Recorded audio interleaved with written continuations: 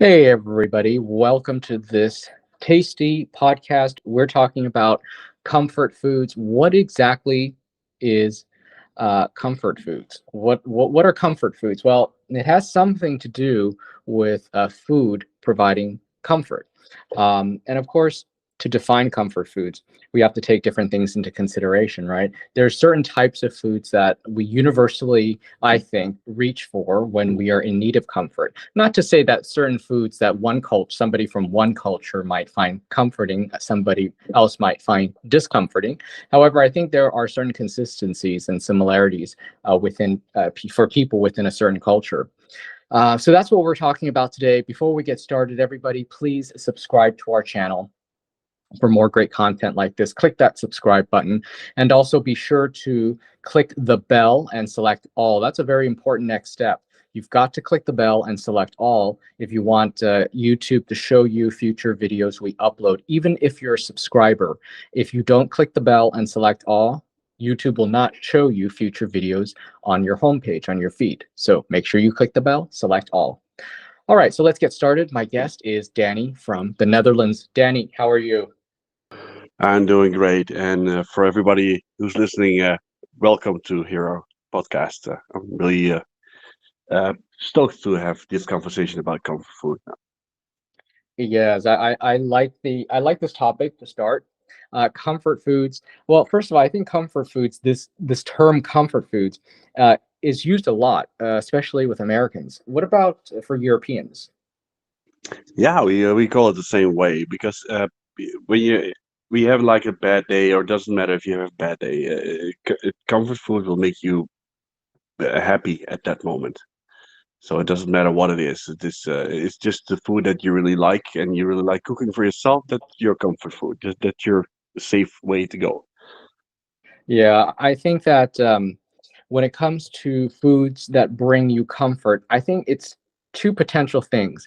I think it's the taste of the food that brings you comfort, or perhaps it's a food memory that you associate with the food that might bring you comfort as well. Some memory, something that happened in relation to that food in the past that might bring you to that place if you are in a place of discomfort. What do you think of this idea of a food memory driving the level of comfort that a food might bring to you? Yeah, you can see it in different ways, but food will especially will take you back to like if you're on a vacation and you taste that food again, and you make it yourself, or somebody else makes it for you. It brings you back to that place and moment in life that you were really happy. That can give you comfort as well. That's the positive way of comfort. You have also the negative way of comfort food is yeah, eating yourself to a happy place. Yes. I think that there are certain foods that uh, we reach for, no matter where you're from. I feel like sugar solace. Sugar is one of those things that I think that people often turn to when they're seeking comfort in food. Because if you think about it, we don't really say to ourselves, man, I had a really bad day, I really need to set my mouth on fire with a super spicy whatever. You know what I mean? As opposed to people will be like, I just need to, plant my face into a pie. you know Yeah, sometimes you have that. You go into a store, you see a pie that's like on sale. Oh yeah, I have to buy that, and then you eat it yourself. You plumb it down like yeah like an animal, something like that. But that's comfort food as well. But you have to realize that comfort food can also make you happy. Then just to go into the kitchen and make yourself a gorgeous steak or something like that. That's comfort food for me. Oh yeah. So the idea of comfort food for you also encompasses making the food, because just the act of making the food brings you comfort, right? Yeah, but I think it's not only me. I think for you it's the same thing. You can get comfort just making the food, and especially if you make it for other people as well. That can bring you comfort as well. I think that you are the Yes. same thing. You think the same way. You can get your comfort just making the food for other people. Yeah, let's talk about this idea of deriving comfort from cooking certain foods. Yes, for me, I think that to partake in a certain rhythm of the kitchen that is familiar to you. For example, maybe there's a certain stew that you like making and you make it all the time, and just sort of mindless, repetitive activity can bring you comfort. It helps you, sort of decompress. Um, but definitely, if I were to derive comfort from cooking, it wouldn't be like I'm not going to be sous videing my way to comfort. I'm going to be cooking No, something no, no. really, I really understand. simple, right? Yeah, it has to be simple, but it also has to be something. If you do it for other people, it looks like it's complicated, but it's not. It's a normal thing for you to do, and the end result can be like you have like some kind of arrogance over yourself. You're not gonna taste it. You're just gonna throw the food in front of them, and this is gonna be good food, and they will look at you. Oh, you haven't tasted yet. So no, but I know it's good because the comfort comes from me when I'm cooking it in the kitchen or even in a commercial kitchen. I know it's good, Yeah. but yeah, it gives you some kind of comfort, of course, but uh, also taking place at the table with them to eat the same food they're eating, which you are cooking at that moment, gives me a lot of comfort because I really enjoy it and I really enjoyed seeing other people do the same thing.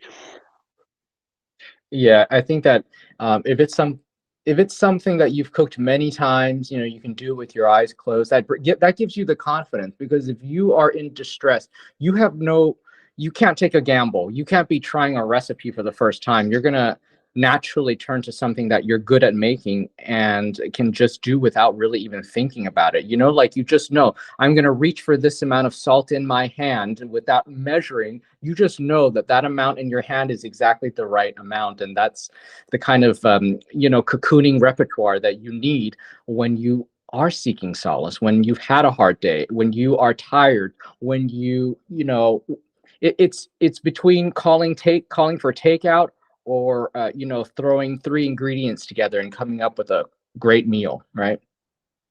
Yeah, takeout is also a really good thing to do, but normally when I go to a restaurant, most of the times I think I could do it better. Uh, Yeah, yeah.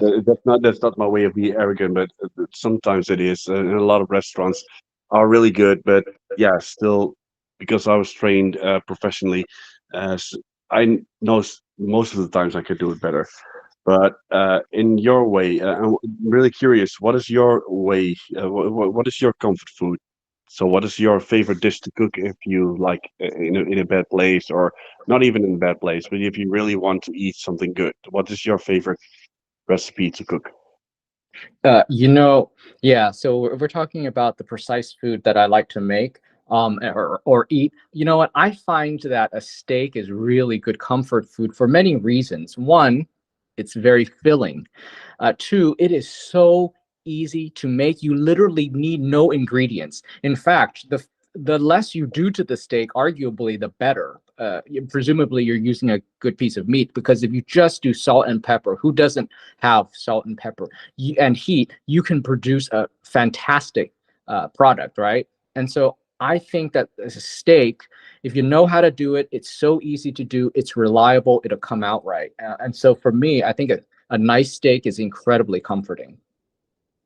Yeah, I can agree with that. If you cook a steak, like normally I get like an entrecote around 500 grams, Hmm. and there's like a science to it because a lot of people think you have to press it and feel if it's well done or medium, Mm. something like that.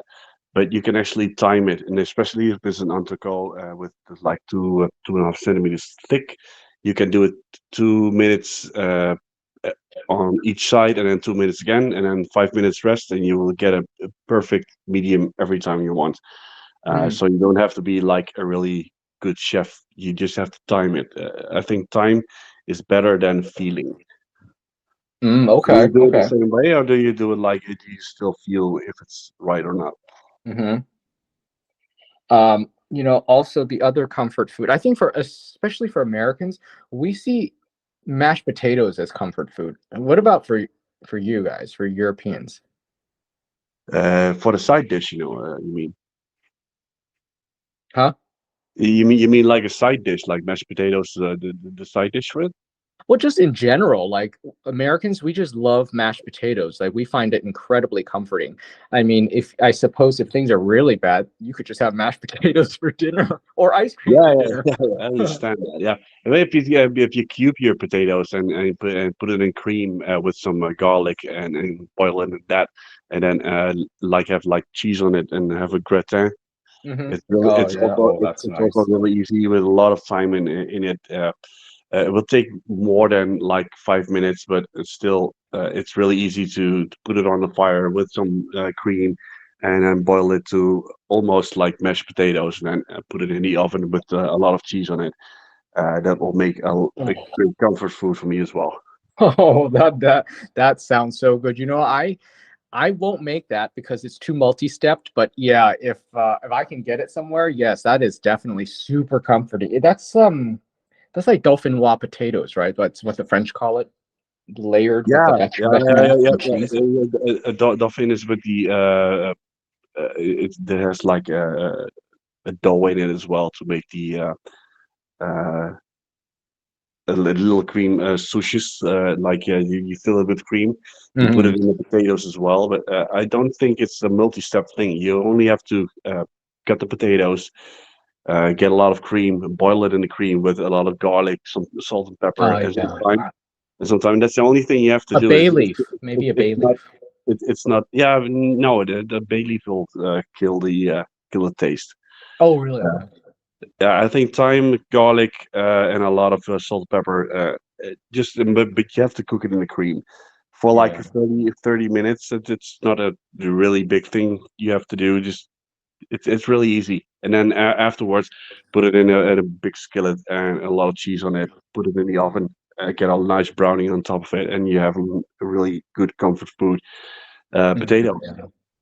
That sounds good. I think potatoes with cheese, with dairy. Oh my God, that sounds extremely comforting.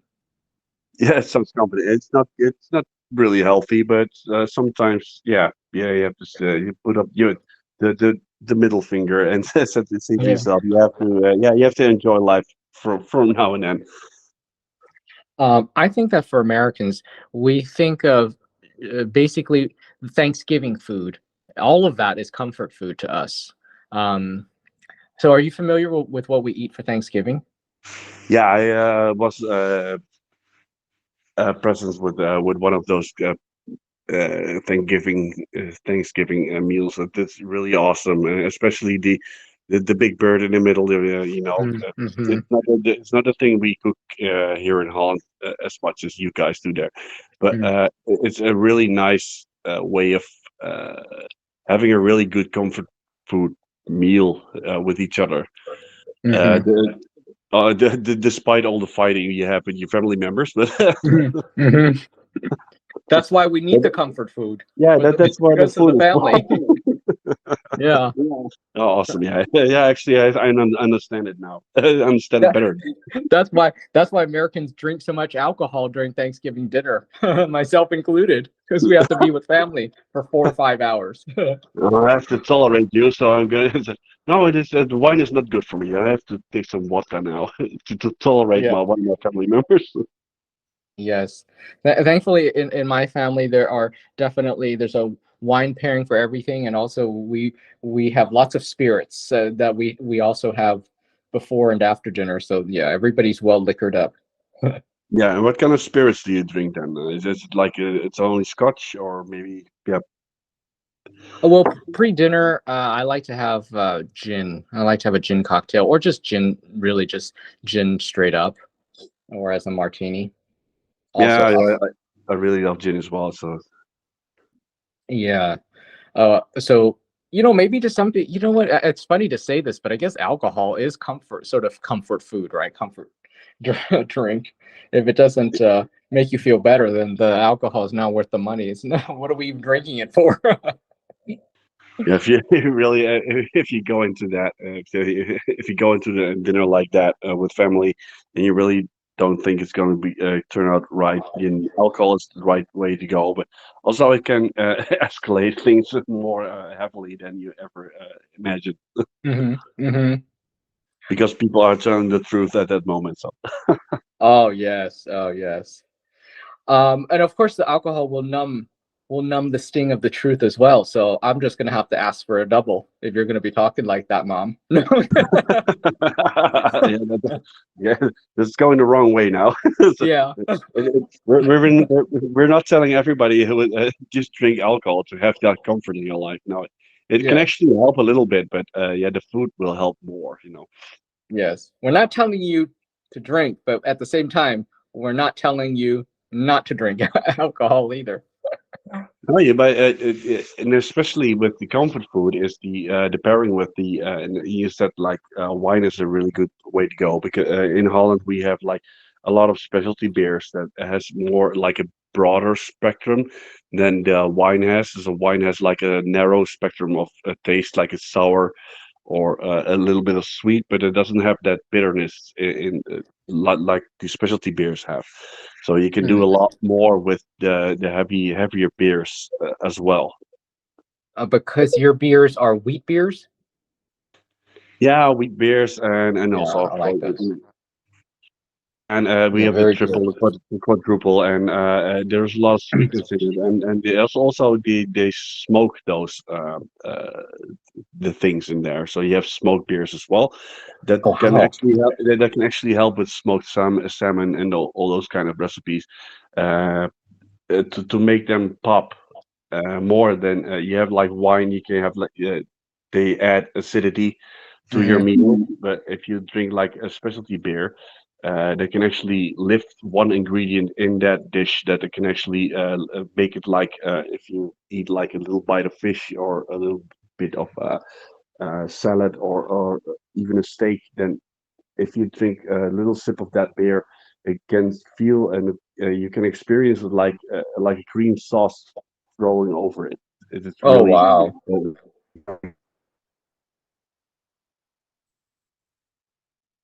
Danny, you're cutting out. Am I good now? Okay, yeah, now you're better. Yeah. I'm sorry. So yeah, wow. That's a perfect pairing. That's great.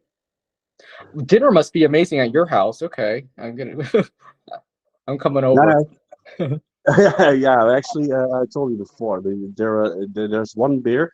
It's not a really good. It's not actually a really good one. But if you have like a pistache nut with it, and you Mhm. have like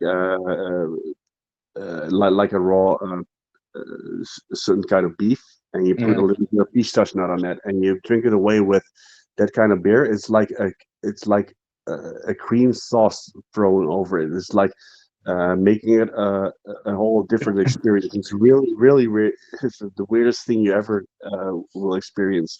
It's insane. You're saying pistachio. Is that the nut you're talking about?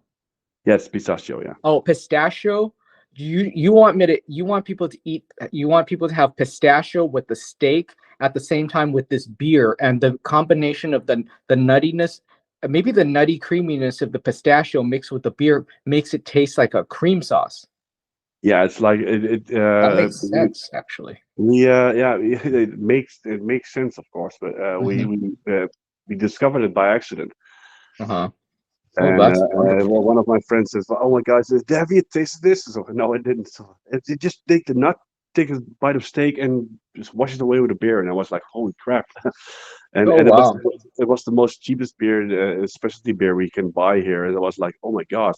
So the beer is crap, but if you combine it with those two things, it, it will taste amazing. So that's the thing I Mm. do with if I ever do beer tasting, I will. T- uh, Show people, "Oh, this is the beer. It's not a really great beer to drink, and if you mix it with this, and then at the end, I will add the pistachio, and it Pistachio. will taste amazing. It's really weird. It's really fun to do, and then they actually understand that it doesn't matter what you do, those two things have to be in it, and then it will be amazing. So that's the beer pairing, and also with wine pairings is the same thing. That Mm. will bring a lot of comfort. Yeah, if you eat it. Yeah, definitely the right wine, spirits, or beer pairing sort of adds completeness to the flavor experience. So yeah, that's great. Yeah, as long as you make people drink it with the food, if you have to wash it away with it, Hmm. else it doesn't work. Yes, and then it gives it probably a good, nice lingering finish as well. Yeah, it is the experience of the whole thing. So the last sip of the washing away the food will make the food taste better, or make uh, your life is actually going to be better at that moment. That's quite a promise. Okay.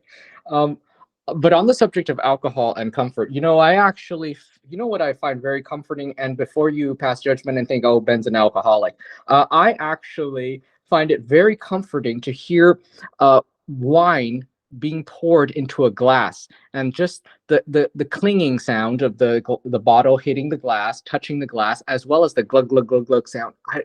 And just to see that sort of assuming it's white wine, so it's a cold glass, and the little bit of frost and dew, the little bit of dewiness on the glass, just like the little bit of dewiness on a martini glass. I find that very comforting. It gives you like the happy feeling, especially when you're on Yes. when you're at a restaurant and you're outside and it's warm outside, and you have like the sun is going down and you see your glass glistening with the little pearly Mm, water drops mhm. on the outside of the glass. Yeah, that will make me happy as well. That's comforting before Very. you actually drink. Yes, very much so. And also the sounds of a restaurant, like now we're getting to asthma, but the sounds of like forks and knives hitting the plate, clinking glasses, low, sort of low chatter, all of those kind of sounds of a restaurant, I find that those sounds to be very comforting. Yeah, I actually agree. So, I was in the kitchen most of those times. I worked in a restaurant where we have an open kitchen, so you can actually see everybody enjoying their evening. And actually, yeah, but those sounds and the laughter and the happiness that everybody shows at that moment, because everybody is there for a reason, Hmm. Uh, not everybody is going. I know in the States it's normal to almost go out eating yeah, go to a restaurant almost every day. It's kind of normal there. Am I right? It depends on where you live, it depends on the person. I used to go out so much to the point where I looked forward to eating at home. Let's put it that way. And now I rarely go out, and I really love cooking my own meals. Yeah, but it's long as if you can cook as well as in the restaurants, and of course for yourself, but also for friends who come over. It's a really nice thing to do. But Mhm. still, once in a while, it's really nice to go on a hot summer evening, to go outside and have like a great dinner on a terrace. It will give a lot of comfort. Yes, absolutely. And well, what discussion of comfort food would not include something sweet? So, what are some comfort foods that are sweet that you really like? Ice cream? Yeah, we got a good ice cream. We have an amazing guy here in the city I live, who makes great Italian ice cream. Uh, and I love to go there with my children. Just get an ice cream cone with really great tasting ice cream. That's one of my favorite things too. That's good comfort food. It doesn't have to be like a great dessert. No, just an ice cream cone. Ice cream. That's one of the best things you can eat. Okay, so I want to ask you something. Do you like your ice cream really cold? Because I actually like my ice cream really, really cold, almost to the point where you can chew it. And so you can actually throw it at somebody and actually can cause a concussion that hard. Yeah, I really like cold ice cream. I really like the sorbet kind of ice cream. So if you can Uh, almost like eat it like it doesn't have to be creamy, but uh, Yeah, it has to be consumed easier than that. You don't have to lick it for like 15 minutes until it melts, you know. Hmm. But Sorbet, so fruit. Uh, so more fruit than dairy. Is that's sort of what a sorbet is, right? yeah, it's more. It's not. It is actually more fruit and water kind Oh, of based. uh-huh. That Especially sounds good. it's the lemon and lime taste I really Oh, like, and the pistachio ice cream because pistachio is one of my favorite things to eat. It's really nice. okay. Oh, Italian of you because like they love that's pistachio gelato is so Italian. Yeah, it's really awesome to eat as well, especially if it's made the right way. That you actually can taste the nuttiness instead of the. You have a lot of pistachio ice cream that is more cream and it's Hmm. not like really nutty, and then have like a scoop of lemon ice cream on top of that. Especially Oh, the sorbet ice cream, really nice to eat. you mean you mix pistachio with lemon, right? Yeah, it's just Yeah. the two scoops on top of it, so you can eat yeah both of it. So my daughter was always asking me why am I doing that, and now my daughter always orders that way the same ice cream I do. That sounds good, actually. That sounds very good. Um, for me, chocolate ice cream or some type of ice cream with chocolate is very comforting. Also, coffee. Like maybe a scoop of chocolate, very dark chocolate, a scoop of coffee. That would be a great combination. Yeah, that's really awesome. If I especially if we go there, sometimes I order like a really strong espresso, and they give me you get two scoops of ice cream with that as well. You get the lemon Oh yeah. and the mocha flavored ice cream with it, and so you can switch it around. It's really nice to eat as well, especially in the summer when the sun is going down. It's really comforting. Mm. So you're talking sort of about like an affogato, right? Where it's ice cream with espresso. Yes. Oh, that is heavenly, and it is so incredibly simple. You can get it at any restaurant. It might not be on the menu, but you can tell them to make it. Yes, absolutely. It's just literally, it's just a scoop of ice cream in a cup of espresso, and it is so incredibly simple, but so incredibly satisfying. Yeah, you get the every you can decide when you have like a cold scoop of a little bit of ice cream on top of that, and of course how longer you wait, the coffee will cool down. But how longer you wait, the coffee will actually taste like mocha, or it doesn't matter what kind of scoop of ice cream you have in there. So, what Hmm. is your favorite scoop of ice cream in your coffee then? What flavor ice cream would I have with my Yeah, espresso for affogato? I think vanilla is the classic, and so I'm good with vanilla because I feel like it complements the darkness of the espresso very well. I suppose chocolate could work as well. yeah, it breaks it away as long as it's creamy. It won't Yeah. break away the bitterness of the coffee. But also a really good espresso without anything is really nice to drink. Actually comforts me as well. Oh yeah. Oh, the best coffee, the best espresso I've ever had is in Naples. All in that entire region of Campania in Italy, they have such good coffee there, and I think that a lot of people say, "Oh, coffee in Italy is so good," and I would say, no, it is not so good everywhere, but it is beyond belief, beyond belief good in Campania, which is the region that Naples is in. So you will get amazing coffee there. I don't know why, but it's just really good there.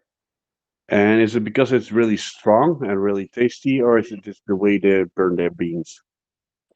I don't know much about coffee, but in terms of how, what you have to do to get a certain flavor profile. However, I will say that the espressos that I've enjoyed in Naples, what I liked about it was that it was strong and it was dark and smoky.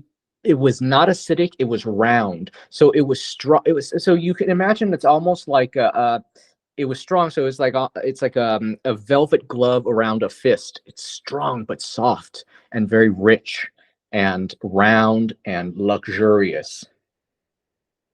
Yeah, you don't get most. Those are the best days of your life. If you get one of those espressos in one of those coffee places, then the life is the best way. I don't know. I cannot describe that. It's really Mm. awesome to actually have the best cup of coffee ever. Hmm. Especially a good espresso is really hard to come by. So there are not many places that can actually make good espresso. Yeah. Yes. So yeah, it's just very good. It's very comforting. It's almost like you having, like a warm blanket around you having that espresso. It was so good. And like sometimes when they make it right and it's balanced like that, like because I don't eat refined sugar, so to me I can almost taste a little bit of sweetness, a little bit of carameliness in the espresso, even though it's completely black. Yeah, I taste a little bit of that. Yeah, that's the same way as going to ask you a couple of things at this moment. So the funny thing is, if the coffee is really good, it's really black, and you can actually taste like a little bit of sweetness in there, Mm. then the coffee is done right. If you eat like Okay. you have like a chocolate bar, a really pure chocolate bar, like 90% of cacao, Hmm. uh, it, it tastes really bitter if you bite it off, you know. Hmm. But a lot of people just chew a couple of times and then afterwards they swallow it and they say it's not for me because it's bitter. If you really take the time to chew it and let it stay in your mouth, it will actually turn sweet because the enzymes in your mouth will turn those molecules in the dark chocolate sweet. So that's Oh. why a lot of people don't chew it as much and they cannot enjoy the real chocolate taste. Oh, You understand that? interesting. I did not know that. I did not know that. Okay. You have to try that because it actually works. You don't have to chew it like for minutes after, but if you chew it like for like 30 seconds, it will turn sweet, and then you can actually taste the real chocolate taste. You don't need Uh, sugar for it as well. and I'm glad you brought up chocolate because I think for many people, chocolate is definitely comfort food, right? I love chocolate. I can't control myself around chocolate, and which is why I cannot keep well, also ice cream, but I cannot keep chocolate or nor ice cream in the house. I just won't keep it in the house because if I do, I will eat all of it, the whole box. Yeah, yeah, you have to buy a lot of chocolate to keep it in the house. No, I won't. I can't. Oh, So really? yeah, no, I can't. So when somebody brings me chocolate, I'll have a couple pieces, whatever. And you must take it home. I cannot keep it in the house. I won't keep it in the house. Okay, so I'll remember that. But But I love chocolate. but for the fun of it, since you're living in Spain right now, so you just moved back to Spain. Yeah. There is, but I one of my friends lived there for a long time, and I learned there to be like the a starter thing to do to eat. They have like the Spanish prawns, Oh. yeah, those really big prawns, and they cook it Hmm. in a really big heap of olive oil, with a lot of garlic, and some flat parsley as well, some chili, some chilies in there, and then uh, and then brush it off with a little bit of a little Spanish sweet white wine, Uh, and and after that they put it in a little skillet, and you get a little bit of bread with that. And if you go to the beach and you eat that, and you see the sunset, and you're eating those prawns with that oil and that bread, mm. that's the best comfort food you can ever Wow. eat. Wow. While you're describing it, I just suddenly, like, I just lost myself for a second when you were describing it. I just zoned out, just thinking about that dish you're talking about. Yeah, you can actually eat it over there. You know, you're living there, so go to Yeah. a restaurant and ask for that kind of dish. It will blow your mind. So this shrimp thing is very much like what Americans call scampi, minus the wine. But it sounds a lot like, shrimp scampi in America? Yeah, yeah, yeah. It sounds a lot like that, minus the wine. Yeah, you have to put the heat away from, and the wine will combine all those flavors from the parsley and also the acidity of the. If you have like a good olive oil, but they're actually really good at it in Spain. Hmm. Those things can really combine, and of course, if you have a really good white bread, so like a uh, like the French, the pain is really great to eat it with that. Hmm. Yes, I do love shrimp. But okay, what is the difference between a prawn and a shrimp? Is a prawn larger? What is the difference? Yeah, I think you have scampi is the big the name is just how big the shrimp is. A shrimp is a shrimp, you know. Yeah, the tiger prawns are really great to eat with that as well. But you have like but scampi is really great with that. So I think that's the most common way to eat those kind of things. So the Spanish shrimp thing you're talking about, I feel like it's cooked in like a little iron skillet, right? Yeah, it's a good. No, it's actually cooked in a big wok with Oh, a lot of heat in there. okay.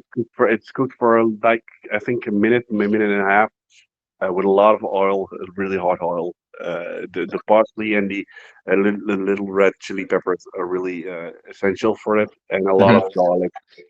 Uh, and of course the sweet white wine will finish it off. You have to try it. It's really easy. Hmm. Okay.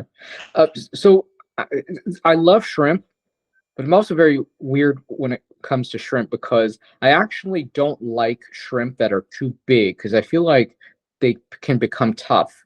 And then the other thing that I'm very cautious about eating shrimp is that it depends. Like I feel like a lot of restaurants they don't prep it properly, so they don't slice the back both sides. You know what I mean? And they don't like take out the is it the intestines or whatever that.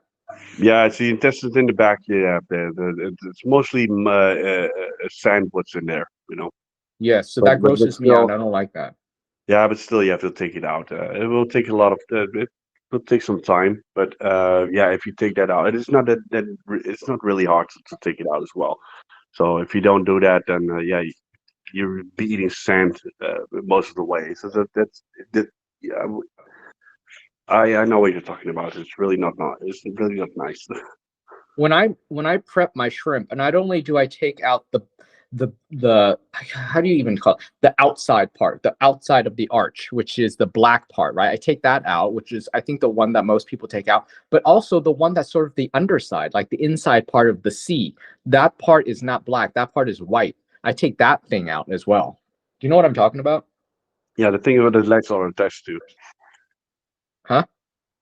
Where the legs of the shrimp are attached to, so you have That's to I gotta take clean it. all that off. I take all of that off. I take the head off as well. I don't like seeing that. I don't really like seeing the head, to be honest. No, and experience a lot of people that actually suck out the fluid from the head as well, but Yes. it's supposed to be like a delicacy, Hmm. but that's not for me. Yeah. So I don't need to see the head, but I know that like in Europe, when you order shrimp or prawns, a lot of times you'll get it with the head on, and I don't really like that. I don't want to see the head and the eyes and all that. I want it fully just processed, fabricated. I don't want my food to look at me when I eat it. Yeah.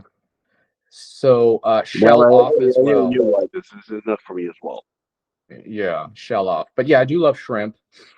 The other thing you mentioned being in Spain, the other thing I really love here is their Iberico pork. So I find pork or a good pork chop to be comfort food. Very comforting to have a gorgeous, gorgeous bone-in pork chop, thick. I like it thick. I mean, come on, it's got to be like let me think, about 2 inches. I guess 2 inches is good. At least 2 inches thick.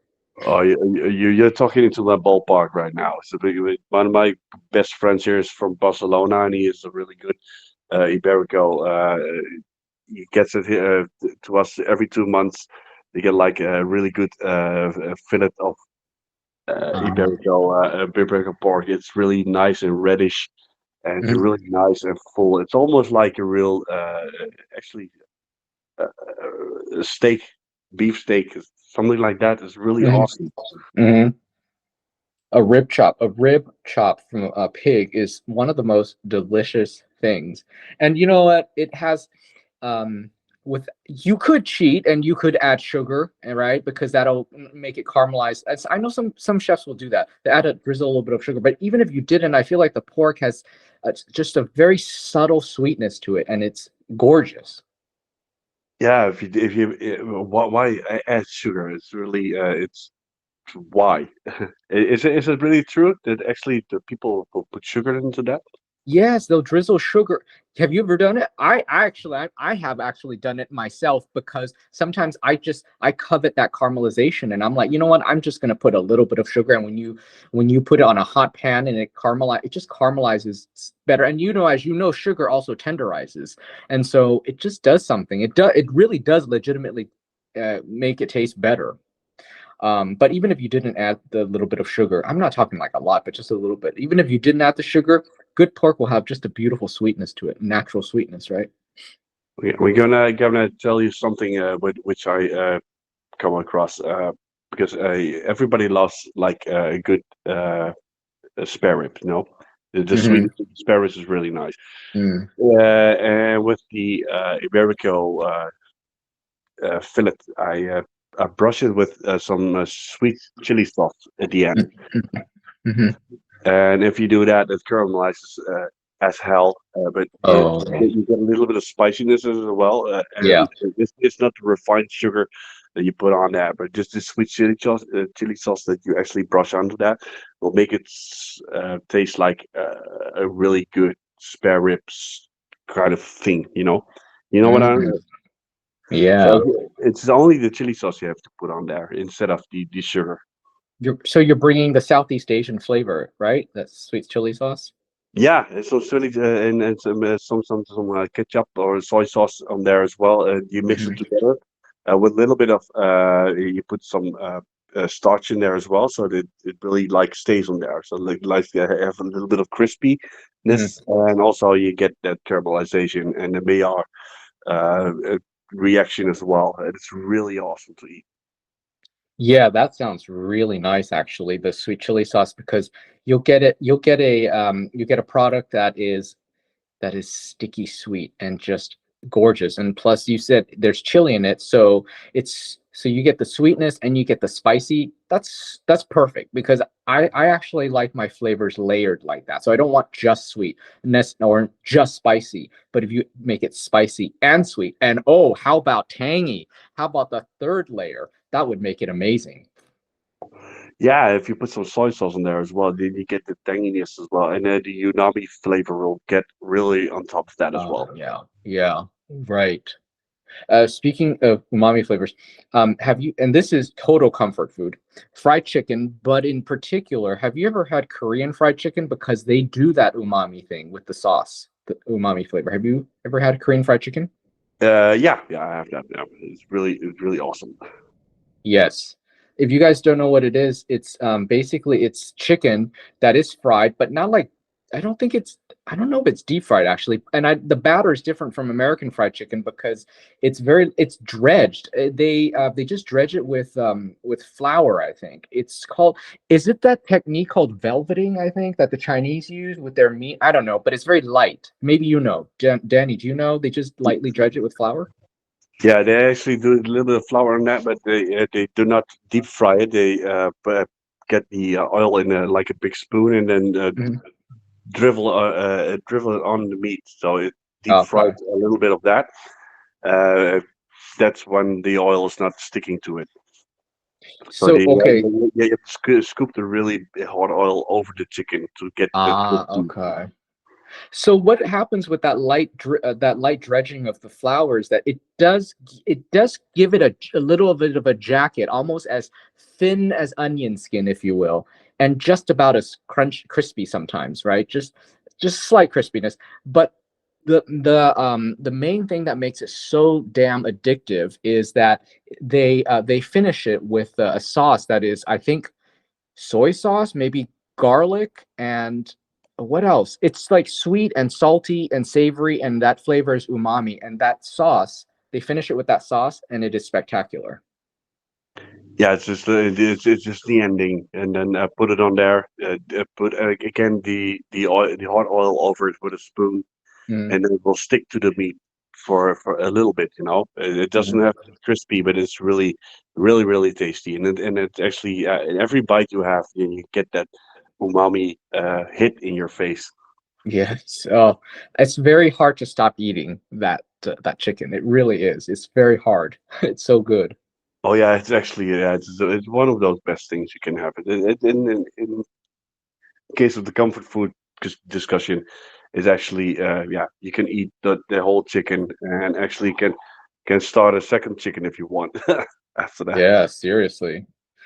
Korean fried chicken is very funny because I remember years ago I was staying at my cousin's house. He went out to dinner. I didn't. He went out with dinner. He brought home, leftovers, and it was this Korean fried chicken.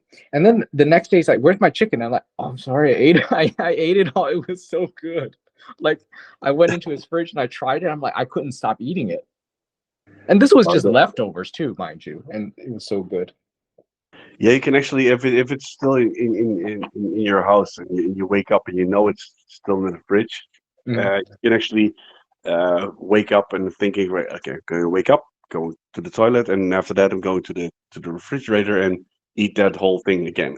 Yeah, it is. See, that's a very American thing to do, to eat cold fried chicken. Do Europeans do that as well? Yeah, well, I was in the States for a long time, so I got those. Actually, I really love the cold food as well, Oh, okay. uh, but uh, if you heat it up again, Hmm. and it doesn't take that much time, and then it actually tastes better. So I actually started to heating up my food again because if it's pizza, okay, I'll eat it cold. Even my daughter is really a big fan of cold pizza, but Oh. especially with chicken and all those kind of things, Hmm. if you heat it up a little bit, then the moisture is there again, and it tastes a lot better. Interestingly, I will not eat cold pizza. I don't like it, but I love eating cold fried chicken because you think about it. A lot of times, fried chicken is very highly seasoned, and that really makes it very good for eating cold because, as you know, when food is cold, the flavors are slightly less emphatic, and so when you're starting with a piece of chicken that's very flavored, it'll still taste pretty good, pretty flavorful when it's cold, and that's why I think fried chicken is so good when eaten cold, and I love cold fried chicken. Yeah, and especially with the fried chicken, like you were telling, this if you have the thigh meat of the legs, Oh yeah, yeah. it's really it's more tasty than the fillet itself because it gets Yeah. really dry immediately. Hmm. But if Hmm. you put the same way of like I told you, like brush it with the chili sauce or something like that, but you actually put the pan on high heat, make it a little browning, maillard reaction going, Hmm. and then put a lot of those chili sauce and a little bit of soy sauce and ketchup on there.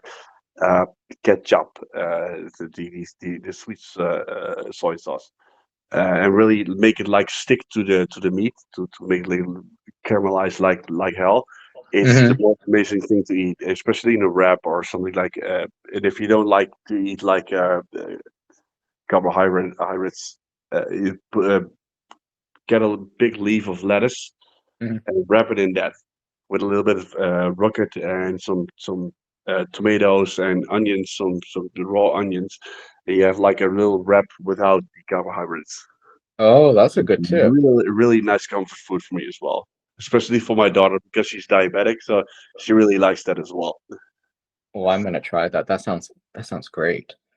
I like your tip that you're giving people about the creating your own sauce with the sweet chili sauce and all that. I feel like you can resurrect anything with that chili sauce You and can use it in anything you want. yeah. Every meat you want, everything you can really make something special with it. Uh, Hmm. and it doesn't take a lot of skill. Just pour some sweet chili in there, caramelize it, and it will actually, I think, like 2 or 3 minutes, it will stick to anything you want. Mm, that sounds so good. Okay. All right. One last thing. What else is your final comfort food? You want to tell us one more thing? My final comfort food. Uh, Hmm. I want to think about that. I will ask you your final comfort food, and I will get back to my final comfort food. Sure. Okay. So, um, I think that also a lot of Americans find this to be comfort food, which is stewed meat. Like a pot roast, or do you know what that is? A pot Yeah, roast? yeah, yeah, yeah, I know. Okay, so it's a big piece of really kind of a tough piece of meat. It's but what the thing about this cut of meat is I think it's like a rump or something. I'm not exactly sure what part of the cow it's on, but anyway, it's cheap and it's tough. So this is what happens, right? So with cheap, tough meat, you give it time and it tastes glorious. So if you slow cook it to the point where you can just use your fork and it comes off the bone like that, that's amazing, and we love that. You cook it with like carrots and onions and celery, and it's in a big pot, and you cook it in the oven. And yeah, that's a roast, and that is so comforting, and it's often seen as like home food that you would just have with your family, maybe on Sunday. We even sometimes call it the Sunday roast. So I Is it find like that incredibly is it comforting. like a brisket, by the way? It could So be a some brisket. Yeah, it could be a brisket. Yeah, that's the cut. Yes. Yeah. so it's a fatty chest piece, so that's nice. Yeah, so I like that. Like slow cooked, cheap, tough meat ends up tasting really good, as you know. Yeah, that sounds awesome. It's actually it is. Yeah. Sometimes I wish I was living in the States because we don't have those kind of cuts of meat in the grocery stores or even at the Oh, butchery. really? We have to really ask that for that. Oh. It's coming to the Netherlands as well, but it's not really common to get those. But, those kinds of meat are really nice to eat. I really saw Hmm. a lot of videos, people preparing those things. It was like, oh, I have to get one of those. It's really nice. Yeah, it is. It's really um and I'm very fastidious about my vegetables in the stew. So a lot of times what people will do is they'll cook the vegetables in the stew. And that's very nice because it'll impart the stew with a lot of flavor.